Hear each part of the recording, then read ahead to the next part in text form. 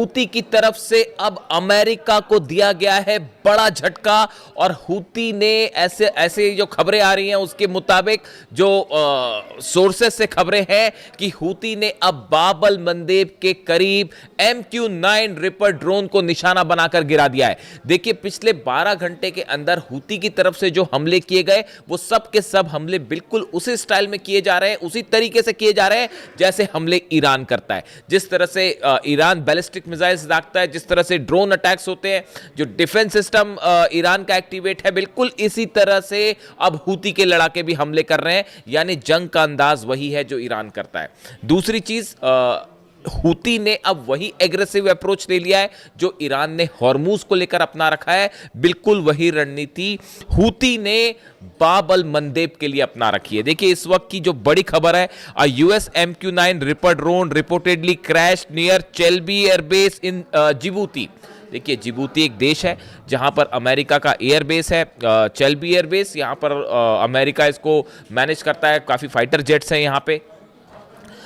देखिए गौर करने वाली बात है, जिबूती के इस चेल्बी बेस पर जितने ड्रोन्स फ्लाइट्स टेक ऑफ करती हैं ये लाल सागर, बाब अल मंदेब और इसके आसपास के इलाकों में मिलिट्री ऑपरेशंस करती हैं। इसलिए चेल्बी एयरबेस बहुत इंपॉर्टेंट हो जाता है जिबूती का। अब जो खबरें हैं कि यहाँ पर एक MQ-9 रिपर ड्रोन जो है वो गिरा दिया गया है, क्रैश कर दिया गया है। और the embassy confirmed it was tracking an aircraft in distress but did not identify the aircraft और explain the cause of the incident. Reports have identified the aircraft as an MQ-9 while no group has claimed responsibility। देखिए अभी जो खबर है उसके मुताबिक एक MQ-9 reaper drone था जिसने ये चेल्बी एयरबेस जो अमेरिका का है इससे टेक ऑफ किया। ये बाब अल मंदेब के आसपास था, तब इसने स्ट्रेस सिग्नल दिया और फिर उसके बाद ये लौटा नहीं और क्रैश कर गया। अब अमेरिका ये कह रहा है कि अंदेशा है कि हूती ने जो है वो इसको मार गिराया है। हालांकि अभी इसको लेकर कोई बड़ा दावा नहीं हुआ है, लेकिन ये माना जा रहा है कि हूती ने इसे मार गिराया। अब आप देखिए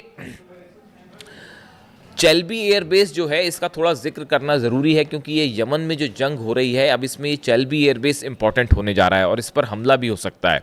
ये जो एयरबेस है जिबूती में स्थित एक सामरिक सैन्य एयरबेस है। यह जिबूती की राजधानी शहर से दक्षिण पश्चिम में लगभग 6 किलोमीटर की दूरी पर है।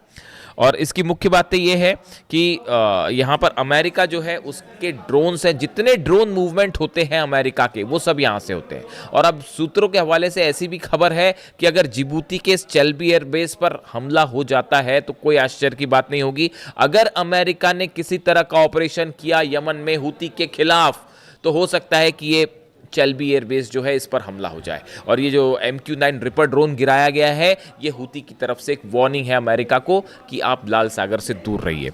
इसके अलावा देखिए जो खबरें आ रही हैं, यमन ने जो है हूतीज़ ने सऊदी के ऊपर लगातार दबाव बनाना शुरू कर दिया है। यानी हमले के साथ साथ समंदर में बाब अल मंदेब में एक टोटल ओवरऑल दबाव बना रखा है हूती के ऊपर। ये बहुत ही एग्रेसिव रणनीति है।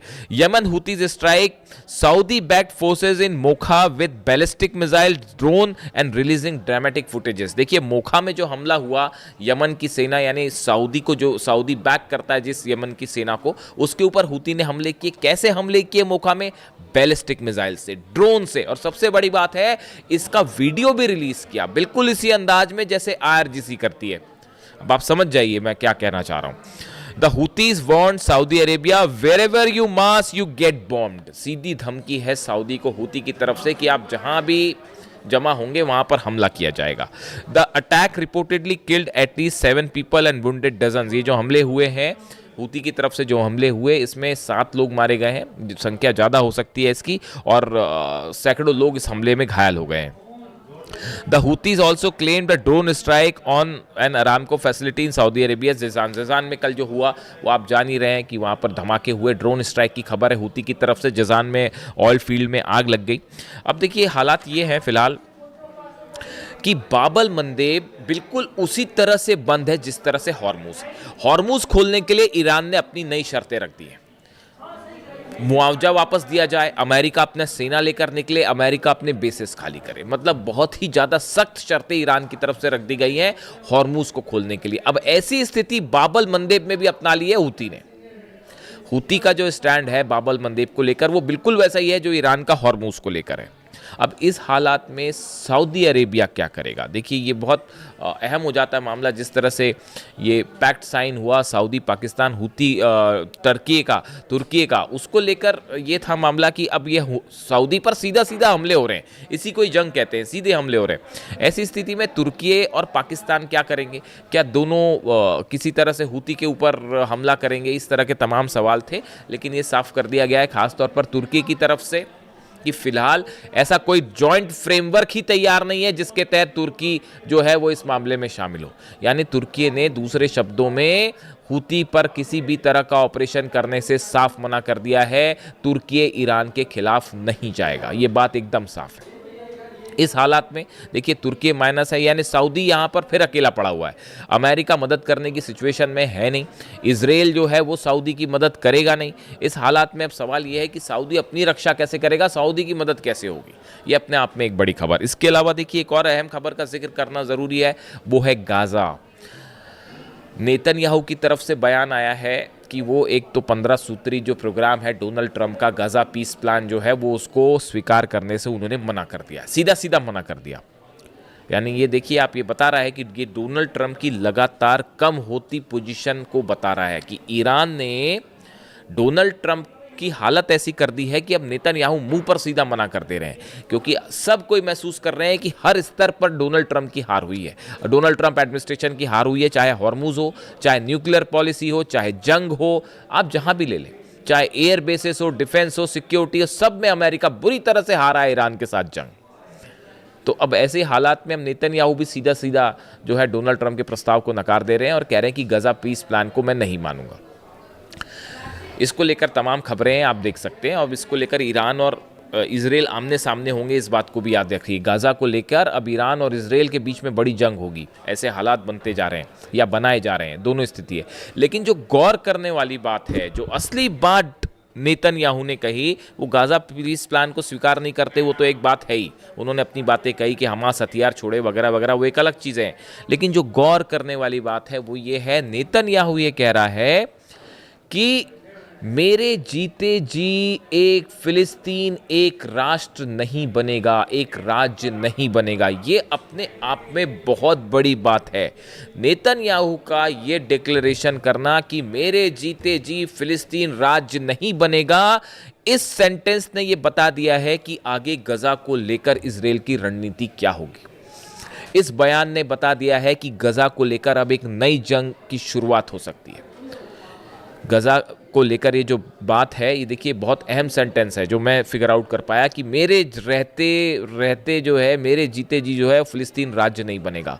यानी ये एक बड़ा चैलेंज है जो नेतन्याहू दे रहे हैं, और ये आधार रख रहे हैं एक नई जंग की, और ये भी बता दे रहे हैं कि गजा से ना फोर्स वापस आएगी, और अब ये भी साफ हो चुका है ना लेबनान से वापस आएगी ना गजा से आएगी, और सीरिया में भी जो इजराइल के ऑपरेशन है वो जारी रहेंगे।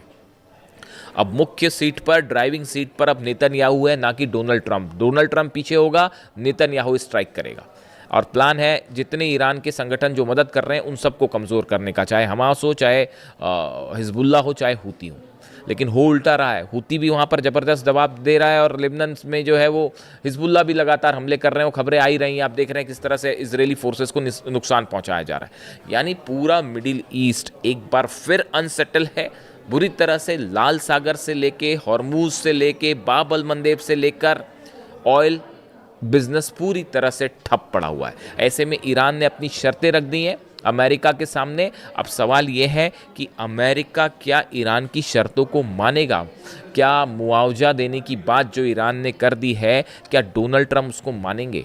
अगले चंद दिनों में एक बड़ा चेंज आप देख सकते हैं पूरे मिडिल ईस्ट में, और देख सकते हैं आप कि कैसे यहाँ पर समीकरण बदल रहे हैं, और पावर सेंटर शिफ्ट होके अब तेहरान और ईरान पहुँच चुका है।